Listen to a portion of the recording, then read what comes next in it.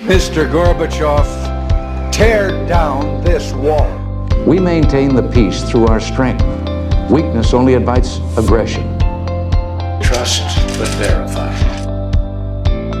You and I have a rendezvous with destiny. Well, I've said it before and I'll say it again. America's best days are yet to come.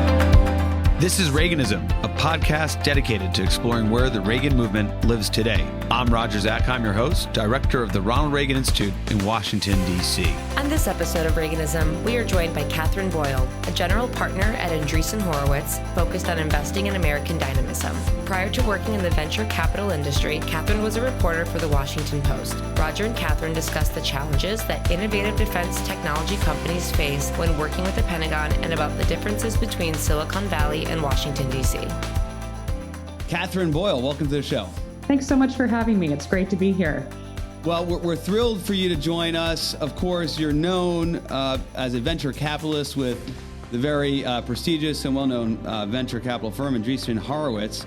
But before you entered the world of VC and all the amazing things that happened there, you were a reporter for the Washington Post. Yes. Connect the dots there. It's not one that is intuitive, at least to me. Yes, and I prefer the adjective struggling reporter at the Washington Post. So I was there in the pre-Bezos era, which is a very different time than we're experiencing now. And my story is a little bit circuitous because I probably would have stayed a reporter. I was a creature of Washington, sort of. I consider myself an amphibian, half Washington, half Silicon Valley. But started my career in Washington. I was there for 10 years. And what's interesting is I probably wouldn't have left reporting had the newspaper not been going down the tubes at the time. Mm-hmm. And it was a very difficult time. There were a lot of people leaving, a lot of people getting fired just because of the business model being replaced by technology. And so I sort of had this, well, I need to go out to Silicon Valley and see what this is all about. It's changing everything. Every story I'm writing is about technology. I was very fortunate to move to Silicon Valley. A friend of mine who was in the Navy had gone to business school there, and he said, they take people who know nothing about business. They take reporters. And so I hopped over. And the thing that really struck me was just how different the ecosystems are. I often say Washington is a place where it's very zero sum. I win, you lose, you win, I lose. It's very much about elections, very much an understanding that not everyone can win. And that's not the ethos in Silicon Valley. It's very much a belief that there's optimism, people can build alongside of each other, and that the more the merrier. And so that was really what struck me about the culture. And in some ways, I think it's the culture that we need in America.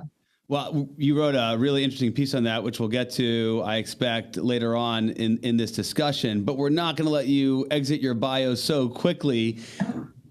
It's quite interesting that you're at the Washington Post. You're describing this period before Jeff Bezos bought the Post. The business model no longer works. Most people, I would assume, would make tech the enemy.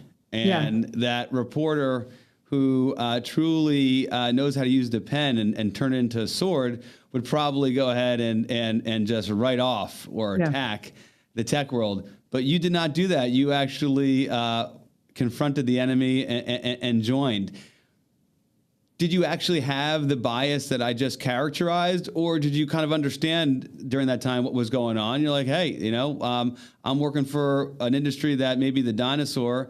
Let me go to the healthy thing, which is, the world of tech and VC and everything Silicon Valley has to offer.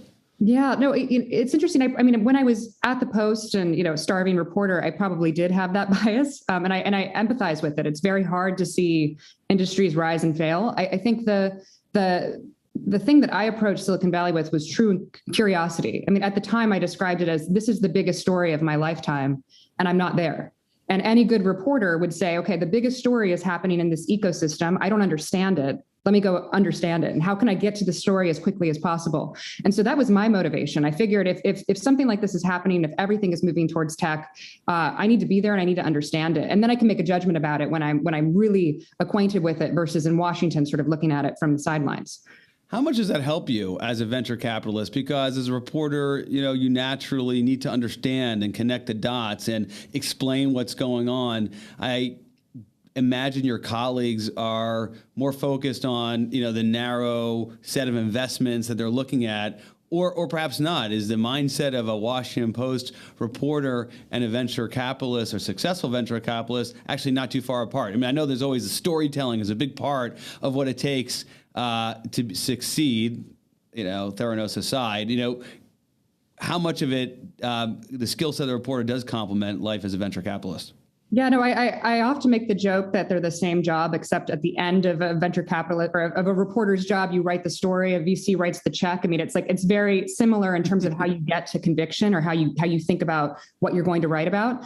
But I think there's a crucial difference, and I think that it's the difference of certainty. So reporters, at their best, they very much want to be certain about all of the facts. They're looking towards the past. They're looking at things that have already happened. And, a story, historically would not go to press until you were like 95% certain you had X number of sources. There was sort of this view that this is the truth. And I think, I'm saying classically and historically. Maybe not always. But I think in terms of venture capital, you're looking for I would say 20 to 30% certainty, and you don't have any certainty. It's really built on conviction. And so you're really trying to sort of investigate things that other people aren't investigating. You're really trying to kind of make a case for what the future might look like. And then you're betting on the future. You're betting on optimism. And so I think the biggest change for me mentally was to have less skepticism about, people and their motivations. And I think that's a really important trait of the press, and needed in terms of being the fourth estate. But I think that kind of skepticism does not help you when you're trying to build. And I actually think that's the fundamental problem when the press and Silicon Valley confront each other. They can't speak that language. They can't speak the language of optimism. Fascinating. And betting on optimism, I really like that. That's something, of course, sits well here in Reagan land. One other element of your career stands out, and that is, Katherine, you're a female in the world of venture capital, generally known as a boys' club. Axios survey from a few months ago found that slightly less than 10% of decision makers at U.S. venture capital firms, I'm not sure how they define decision makers, but let's just go with it for a second, are women. Why is that the case? And is that an advantage for you, actually, because you have a perspective perhaps that your male counterparts don't? Well, it's interesting. I mean, I look at venture as a multiplayer strategy game in many ways. It's very different than any other type of investing. And anyone who knows anything about strategy games is that diversity often makes things better. You use the cards that you have. And so what's interesting is I see my biggest point of diversity is having this incredible background in Washington, this incredible background in reporting that I think has trained me to think a little bit differently than I think a lot of other people in Silicon Valley. And so I think when we're talking about who can be successful in the job, why it can be important for there be different types of people with different backgrounds, different types of intellectual diversity. I think it's incredibly important, just given that we're talking about solving America's biggest problems, and someone from the Midwest or the rural South is going to have a very different background and very different understanding of what those problems are than someone who comes from California, someone who comes from an elite institution. So I think it's great. I think Silicon Valley has very much opened up the gates for different types of investors, and especially since I've been there since 2014. And so I think we just need more of that, because more perspectives actually leads to solving different types of problems. All for that. Well said. One set of problems that you work on at Andreesen Horowitz is national security problems, national defense problems, aerospace and defense sector, technology, not limited to that, but we're going to hone in on that because, Katherine, you made waves, at least in the community of national defense. Not too long ago, we held the Reagan National Defense Forum, which takes place out in California at the Reagan Library early December annually.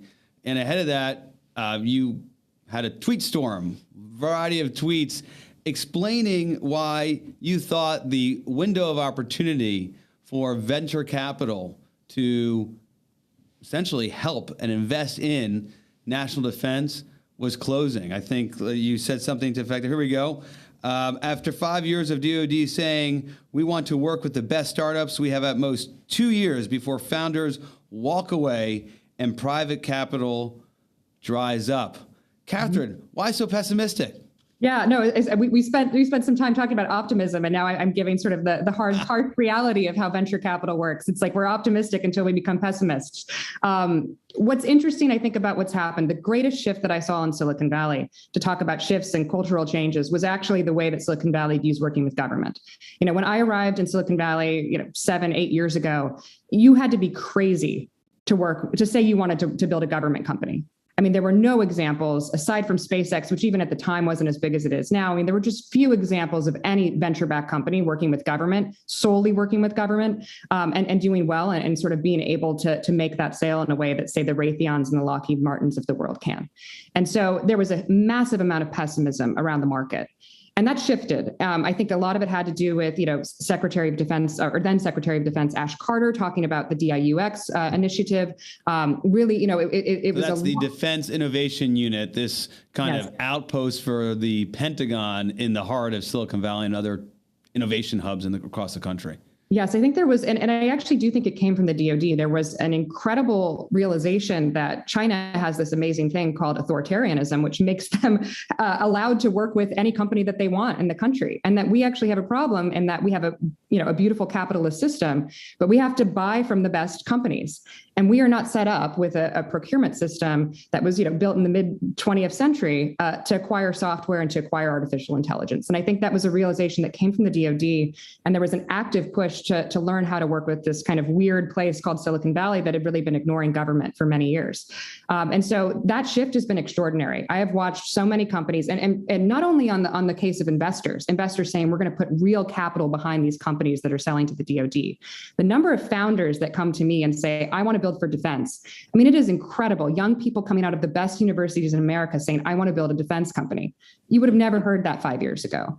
And so that's been the extraordinary shift. Is that Elon Musk and SpaceX and Peter Thiel and Palantir kind of getting people's kind of eyes to go wide and saying, wow, I want to do that. I can do that. I mean, is that how we got there? Now, right now, everything's positive, you said. You haven't told us exactly why we're going to be pessimistic, but do my follow-up and then you can tell me why it's so dark. Yeah, there's so many success stories, or I should say a few big success stories. And that's the thing that Silicon Valley really anchors on. Big success stories, not hundreds of companies winning, but some companies becoming massive opportunities. And that is SpaceX and Palantir. They've both done quite well. And so I think founders need to see that it can be done, and that encourages a lot more innovation in the ecosystem. Now, to get to the pessimistic part of this, the difference between Silicon Valley and Washington is timescales. Washington just really, you can punt the can down the road all you want and keep talking and keep talking and keep talking until there's a crisis. And that's sort of the kind of way that Washington works. No one really wants to kind of pull the trigger on the hard decisions because they don't want the effects of that. And so that's not startups. There are hard decisions every board meeting, and that's every 3 months. These companies live on 18-month time cycles. And so companies need to see metrics. They need to see things happening in the business in order to continue getting capital. And so what we've seen, and this is where I think, the DoD has done quite well, we're going to give more SBIR, small business grants to startups. We're going to make sure that startups have, the opportunity to work with us with small contracts.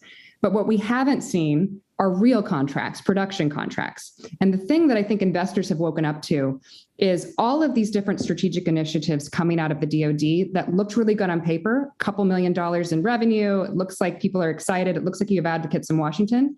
Very few of those have led to real production contracts, or more importantly, programs of record. Let me push back a little bit on this. What I hear you saying is, we need to demonstrate like real money is going to go to these firms, and, kind of the low hanging fruits, low risk, less disruptive type awards, whether it's a small business contract or a prototype, that's kind of easy. And the venture capitalists are seeing that, and they're going to say, well, until we see them actually break some glass and truly give a big production contract, not with millions, but billions attached to it. It doesn't have to be billions. Hundreds of millions, maybe? Well, it's interesting. I mean, big money for Lockheed Martin and Raytheon. Those are billion-dollar contracts. I don't think Palantir had $1 billion contract until, its second decade of of existence. And so it's like, you don't need to see that big of contracts. And I actually think that's the misconception. When Silicon Valley talks about big money, we're talking about, tens of millions. I think when Washington talks about big money, sometimes they're talking about billions and trillions. So it's trillions now. We're in the world of trillions. Yes. Yeah. So I think that's the thing where I actually do think there is a common ground for Washington to award production contracts. Maybe it'll take longer to get programs of record, but to award production contracts that are real revenue versus just pilots and sort of SBIRs that kind of lead founders on to believe they have real revenue. And then of course the faucet gets turned off, and then what are they supposed to do? So why is it just 24 months, right? I mean, this seems to be a problem we can overcome. Why so pessimistic that they won't figure this out and kind of transcend this problem?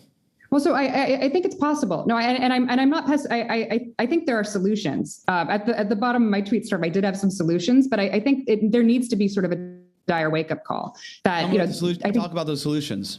Sure. So I think there needs to be a cultural shift, which is a very hard solution. But I think right now, if you're a procurement officer, you are rewarded, or at least you are supported, if you make the easier decision, which is to work with the primes. It's to say, yes, we need AI, and we don't really know who's going to build the best types of AI products, but we know that one of these primes will be able to figure it out and subcontract. But that's not how Silicon Valley business works. No venture capitalist is going to fund a business that says, and I'm going to be selling through the primes. Explain that. That's a really key point that perhaps people outside of Silicon Valley don't quite understand. It's taken me some time to kind of wrap my head around this, because what's the big deal if the next Palantir took it, worked through, pick your favorite prime, a Boeing, a Lockheed Martin, or Raytheon? Why is that such a problem? It's money. They're going to get the money either way. Yeah, well, so it's not, it's a different type of money, and it's a different type of sale. So I think there are great examples of dual use companies, and these are companies that both build commercial technologies and they build, for defense and for government. And the thing about how you build a Silicon Valley company is no company starts out focused on two markets. They always start out focused on one market. And so the reason why you've seen companies that start out for the commercial market and they build commercial and then they start a federal practice and they've done well is because they have this business that's already working, and then they can silo the federal business. What we're seeing in Silicon Valley is people saying, I want to sell directly to government. I don't want to do the dual use thing, which has always been the bias of government. And I think it's also a bias of the primes. They like dual use because it means that they're going to be the ones selling directly to government.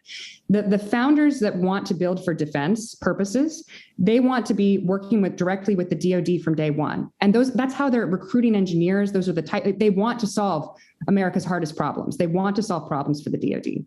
But if you tell them you're going to have to sell through the primes, then you're on selling through a broker, you're selling through a prime schedule, you're going to get squeezed on those margins, on those contracts, and it's not going to look advantageous, in the early days of the company's life cycle. And so it actually is just a business problem. Like the companies that are going to be the most valuable in the minds of venture capitalists are the ones that are going to be selling directly to the DoD, and that's a function that they need to have excellence in order to become the next SpaceX, in order to become the next Palantir. Good answer, right? So profitability takes a hit, but also I think there's something else going on here. I'd love for you to comment on it, which is venture capital, Silicon Valley, they live on the disruption. They want to just turn things on its head. And my sense of talking to colleagues of yours and other people in the startup world is they feel there is a massive disruption opportunity within the Department of Defense and military, both in terms of the traditional primes, but also in the way the Department of Defense does business. I'll give you a simple way it's formulated. There's obviously more depth to it. But instead of the Department of Defense being built to buy hardware, metal benders, think an aircraft carrier or a fighter aircraft, right? That's the way they normally buy it. Really, the future resides with buying software, right? And AI. And so there's going to be this flip, and they want to be the ones leading that flip and working directly with the military to disrupt, to the Department of Defense disrupt, as opposed to perhaps not allowing the full disruption to take place if you go through that prime. Is that a fair way of putting it, or am I missing something there? No, I think there's a bit more nuance to it in that I think that the hardest thing that a company can do is acquire another company that has a completely different culture. We underestimate how important culture is. And what has been happening in this country, I would argue for the last 30 years, is that a certain type of person has been going to Washington and a certain type of person has been going to build in Silicon Valley, and those cultures are not compatible. They just do not understand each other. And so the question of, well, why wouldn't Silicon Valley want to work with the primes? These are 100-year-old companies. They have totally different cultures. They value things like hardware. They value things like the way things were in the 20th century. Silicon Valley has a complete forward-thinking outlook that doesn't value those things. I often, when you look at the leaders in Washington, there's sort of this wait your turn mentality. Like you can be a leader of an agency when you're in your 50s or 60s. We have 19-year-olds building billion-dollar companies in Silicon Valley, and that's just normal. Like, we prize youth, we prize people who build, we prize small teams of people who don't know what they're doing. And so I think there is sort of this cultural misalignment that makes it very difficult for the two places to understand each other. And the primes are part of this old way of thinking. So I don't think it's disruption for disruption's sake or ego, we have to be the leaders of it. It's genuinely that we're not speaking the same language. And we've worked really hard over the last 5 years to understand each other's languages. And, I think there's some of us who are really trying to sort of, this is how Washington thinks, this is how Silicon Valley thinks. But it is a really hard cultural problem when you're trying to merge two types of people who have very different incentives and very different understandings of how the world works. Fascinating points. And in a moment, I want to jump to the kind of broader issue of culture in Silicon Valley and get to your Substack article, because the issues surrounding the military and national defense is just one piece of it. You have a lot more on that front, which we'll get to.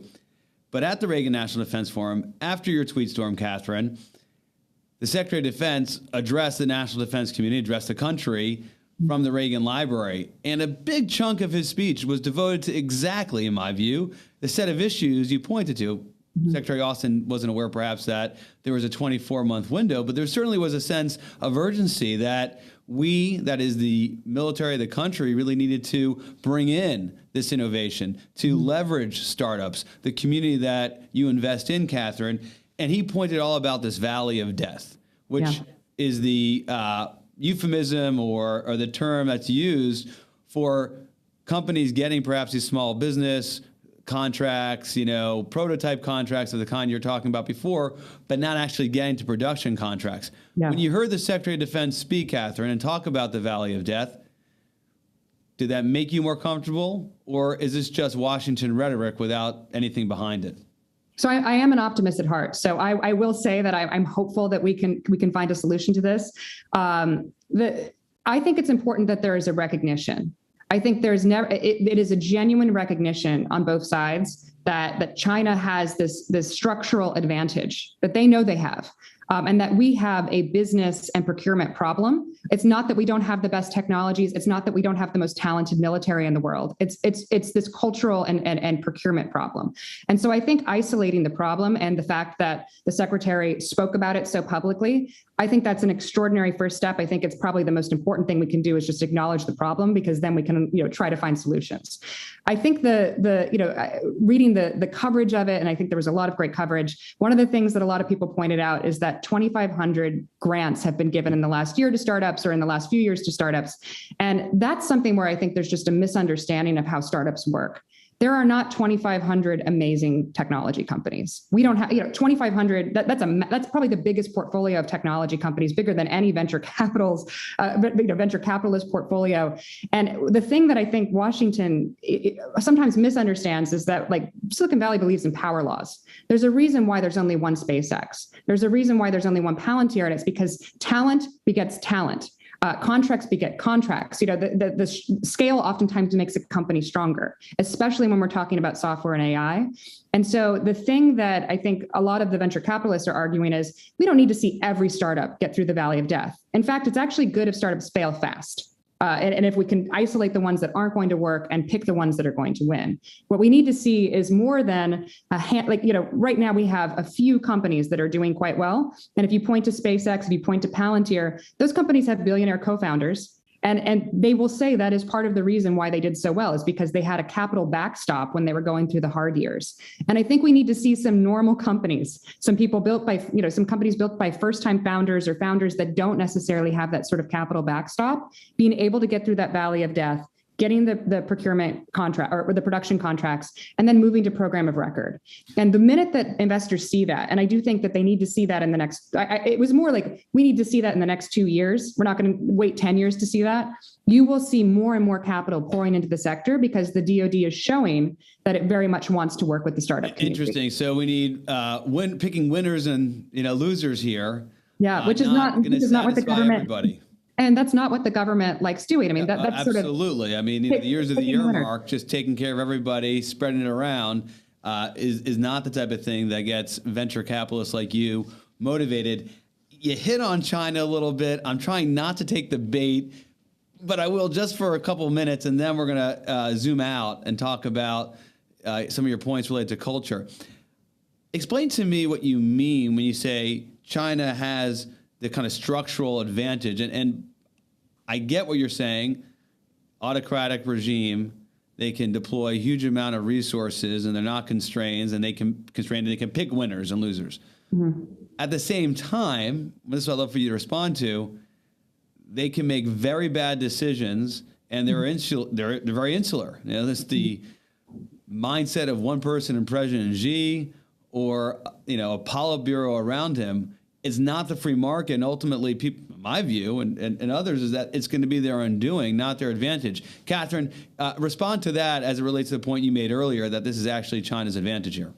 So it's their procurement advantage. And let me say, I'm not drawing a vast conclusion that I think they're going to be technologically superior because of it. It's more that if the CCP wants a company to work with them, they will tell that company, we're working with you. And there's nothing that company can do about it. There's sort of an understanding that all technology sort of accrues to the top of the government, and that they have they get to pick the first companies that they want to work with. That is not the case, as we saw with Google, as we saw with companies publicly saying a few years ago, we are not going to work on Project Maven. So we have a very different system in the U.S., a system that I love. I am a firm believer in the free market. I'm not saying that I'd rather be in this in China in any context. But what I'm saying is it's a very different system that requires the capitalist process to work. And I think what is wrong with the procurement structure is that it is not possible in many instances for the DoD to procure the best technology through the current system. I'm not saying we have to change the system. I'm saying there's incentives that make it very difficult to pick the winners. And we'll have to come back to this one a little bit and draw out your arguments and debate it further. But I'm going to move on now, Katherine, to a piece you wrote in Substack about a year ago entitled "Make Government Cool Again," a really thought-provoking and provocative article. Mm-hmm. It gets to some of the points you made earlier about the Washington culture versus the Silicon Valley culture. But one of the key points is your assertion that Silicon Valley essentially, and the companies it's producing, these huge tech companies in particular, are the shadow government. Mm-hmm. Explain what you mean by that. And it's almost as if Washington thinks they're the ones who are putting policies in place and governing the country.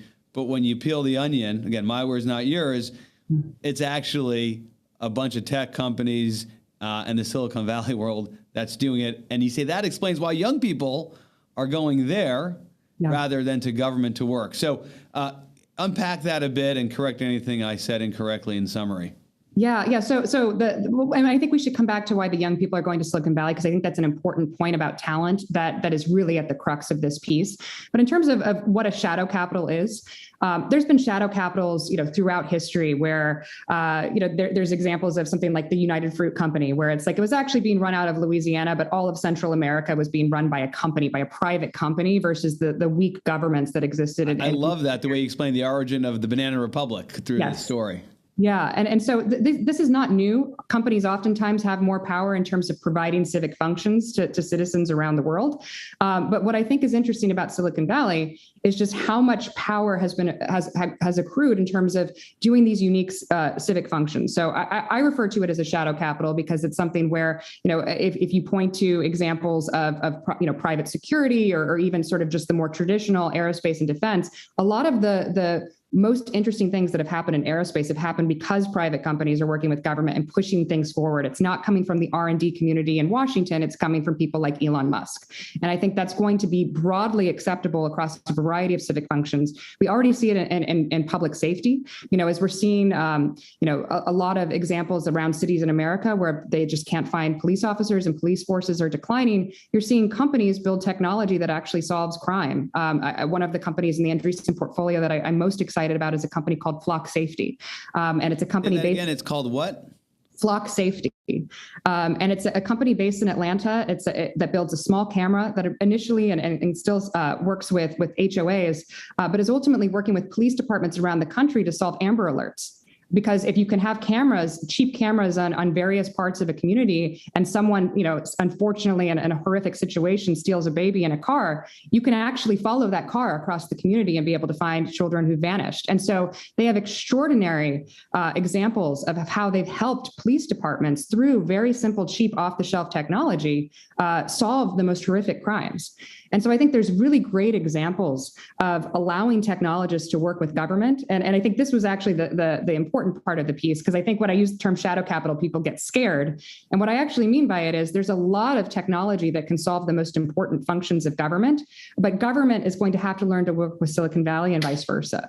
And so I'm really excited and optimistic about that future.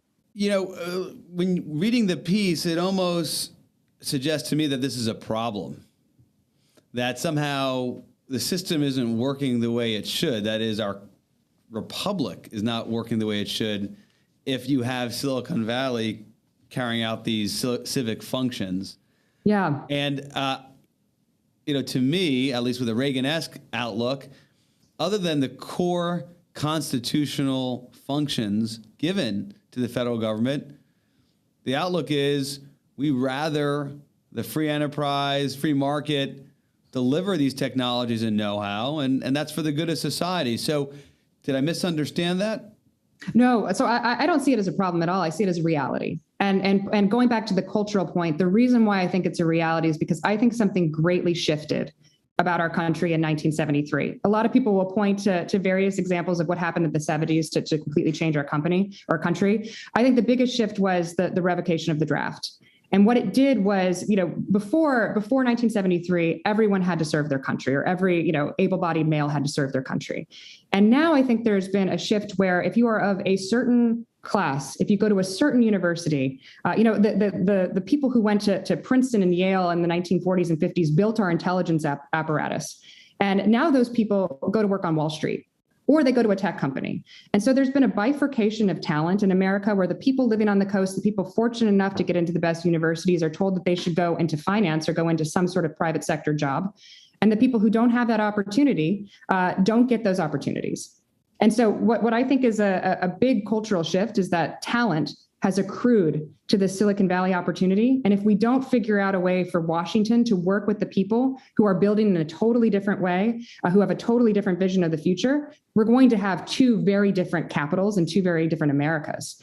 And so I actually think at the heart of it is this cultural shift that happened, almost 50 years ago, and that we need to figure out a way to bring those two pieces of the puzzle back together. Well, it is quite interesting, kind of that narrative and the view of these two capitals. No doubt Washington has big tech on its mind. Mm-hmm. And from, your senators like Bernie Sanders, from one end of the spectrum all the way to your senator like Josh Hawley, they would look at the shadow capital, agree with your assessment, mm-hmm. and say, this is a huge problem. One paragraph in your piece probably would really get someone's heart racing if they saw the world either through the Bernie Sanders lens or the Josh Hawley lens, or actually those who fall someplace in between. And I'm talking about You write, it's clear if a young person today wants to have greater sway over policy,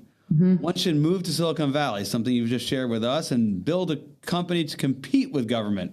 If you want to adjudicate the norms and values of the country, there's no greater role than Twitter's trust and safety team. Yeah.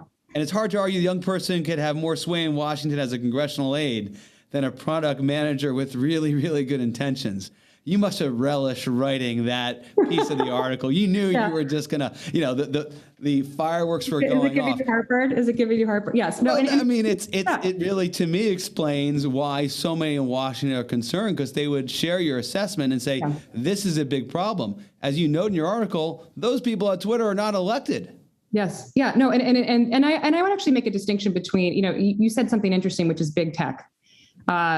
I consider myself to work in small tech, and I think we do a terrible job of explaining that startups are actually like small businesses, but they're small businesses that are so important and so needed, and the customer loves them so much that they grow very fast. Startups are going against those big incumbents. They want to solve the problems that those big incumbents create.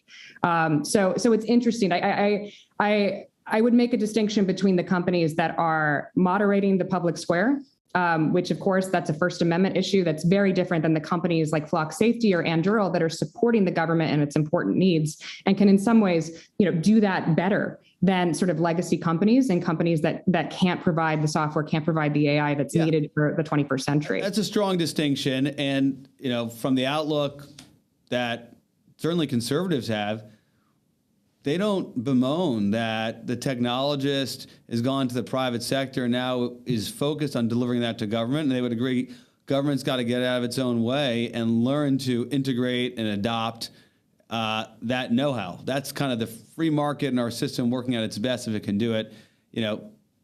See our conversation earlier in this podcast.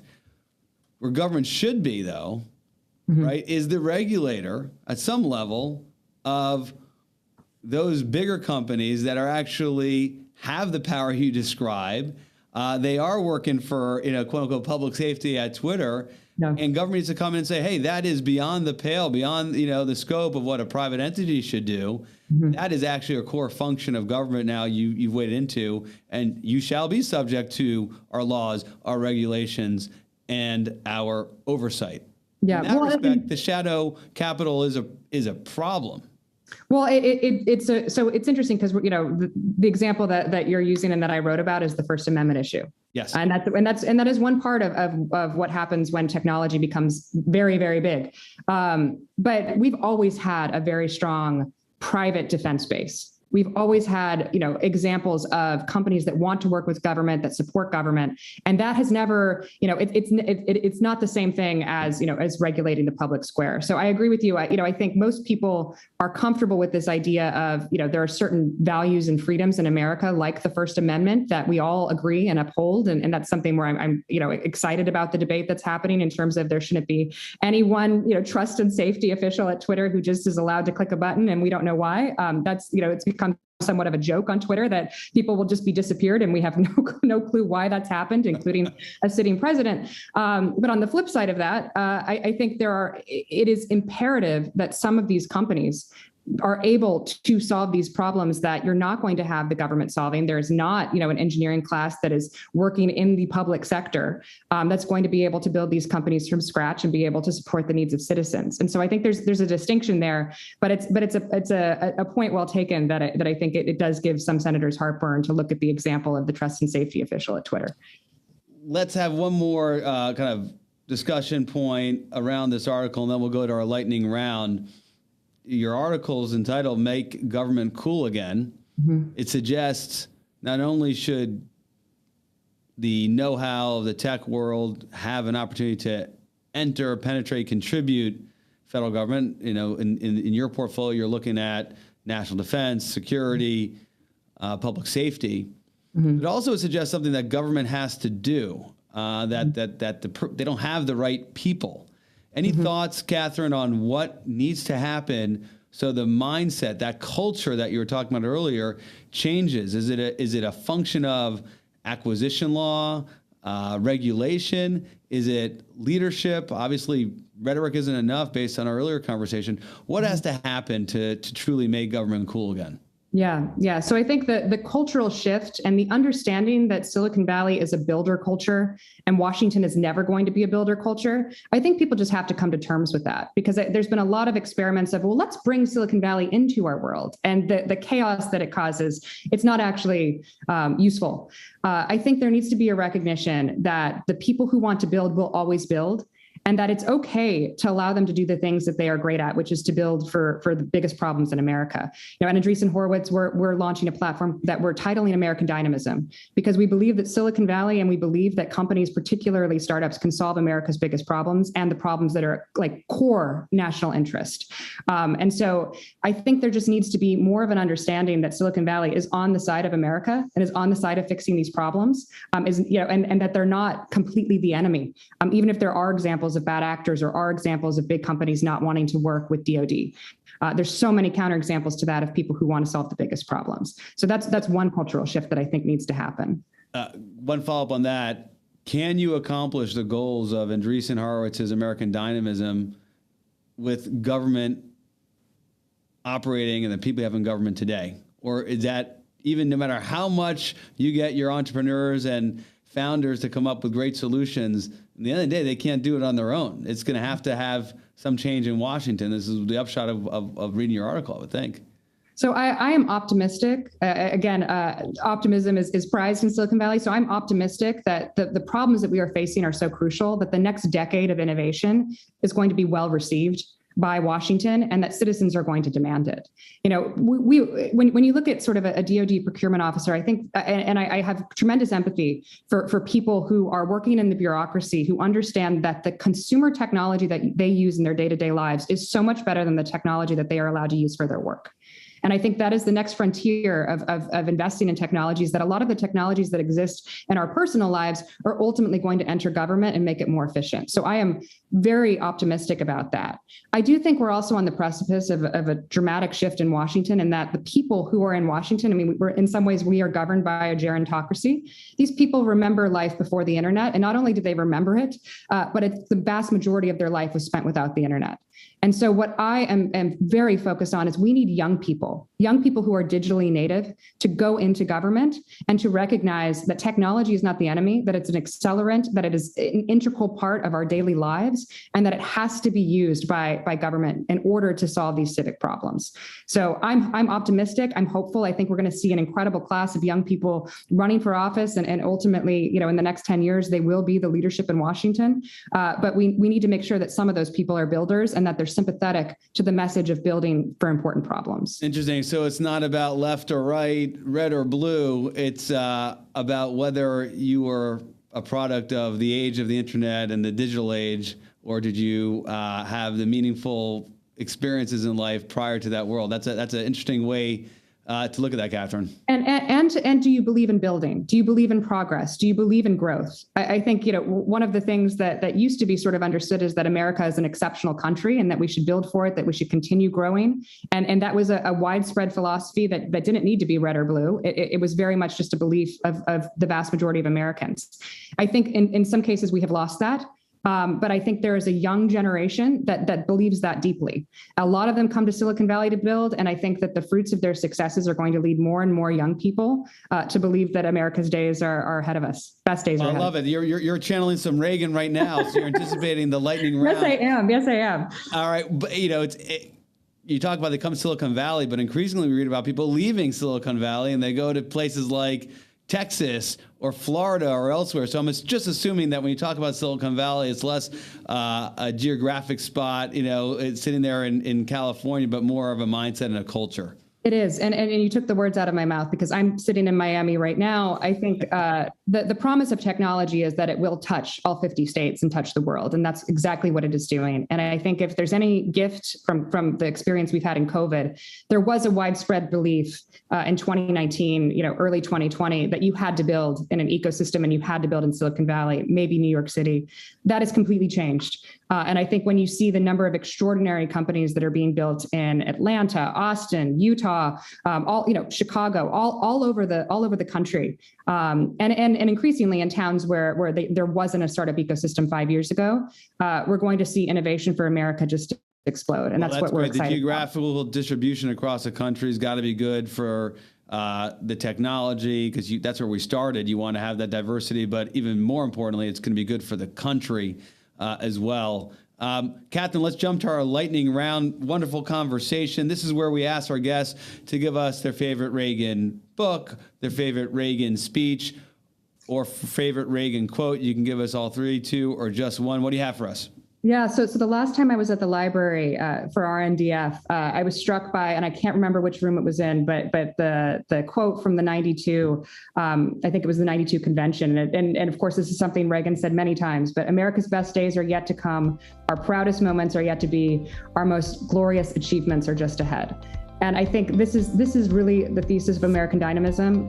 One of the things that I think has been lost in the last 20 years is that I don't know how many people believe that truly now. And I think there is something about what technology is doing, and when it really reaches all Americans, that people will believe that once again. And we are very much betting that is true, that the best days of America are just ahead. We'll leave it there, Katherine. Thanks so much for being on the show. Thanks so much for having me. We hope you enjoyed this episode of Reaganism. New episodes premiere weekly every Monday on YouTube and all podcast streaming platforms. If you like this episode, be sure to let us know and share with a friend.